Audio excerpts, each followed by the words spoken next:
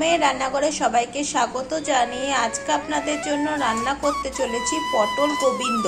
উপকরণে কি কি লাগছে একবার আপনারা দেখে নিন। এখানে ভেজে রেখেছি আলুগুলোকে, ভাজা পটল, কাজু বাদাম কিশমিশ, টমেটো বাটা, আদা বাটা, গোবিন্দভোগ চাল, ঘি, নুন, চিনি, তেজপাতা, শুকনো লঙ্কা, এলাচ, দারচিনি, জিরে। কড়াইতে দিয়ে দিচ্ছি সাদা তেল, গরম মশলার গুঁড়ো, জিরে গুঁড়ো, সাদা তেলের মধ্যে দিয়ে দিচ্ছি 1 চামচ ঘি। ফোড়নে দিয়ে দিচ্ছি তেজপাতা, দারচিনি, এলাচ, শুকনো লঙ্কা, জিরে। তার মধ্যে দিয়ে দিচ্ছি কাজু বাদাম কিশমিশ।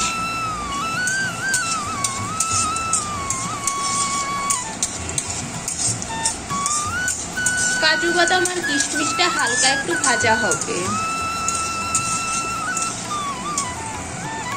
এবার দিয়ে দিচ্ছি গোবিন্দভোগ চাল, তারপর একটু নেড়ে চেড়ে নিচ্ছি।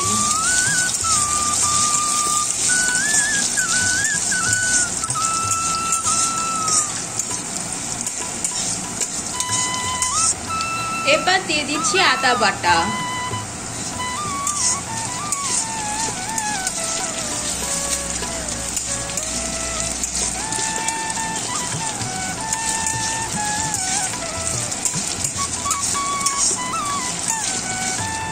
টমেটো বাটা,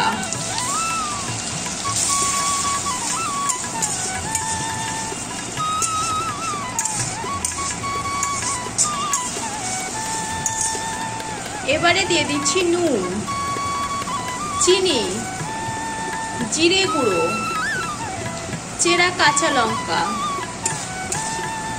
দিয়ে সবকিছুর সাথে ভালো করে মিশিয়ে নিচ্ছি।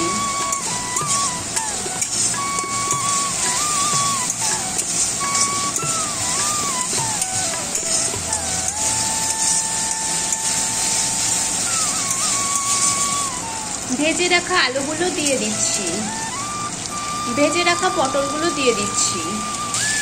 তারপর সবকিছুর সাথে ভালো করে মিশিয়ে নিতে হবে। এটাতে হলুদ পড়বে না।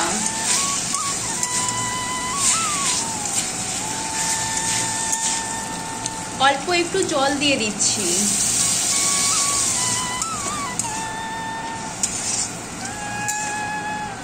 যাতে চালটা লেগে না যায়।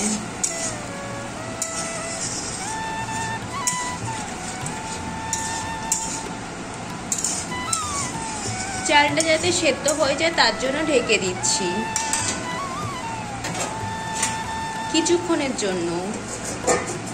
5 মিনিট পর ঢাকনা খুলে নিচ্ছি।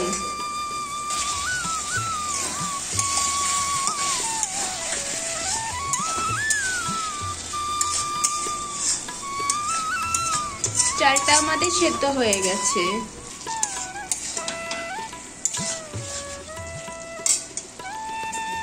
আরেকটু জল দিয়ে দিচ্ছি।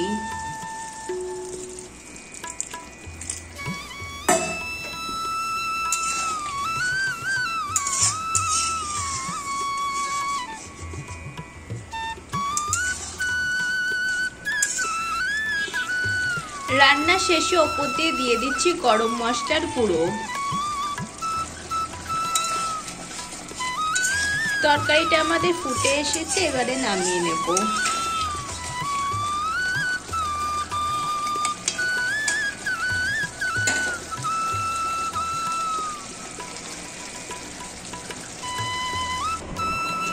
মা মেয়ের রান্না পটল গোবিন্দ রেসিপিটি আপনাদের কেমন লাগলো অবশ্যই কমেন্ট করে জানাবেন। ভালো লাগলে চ্যানেলটি লাইক করে সাবস্ক্রাইব করে দেবেন, শেয়ার করে দেবেন। আজকের মতন বিদায় নিয়েছি। সবাই ভালো থাকবেন, সুস্থ থাকবেন। সবাইকে টাটা।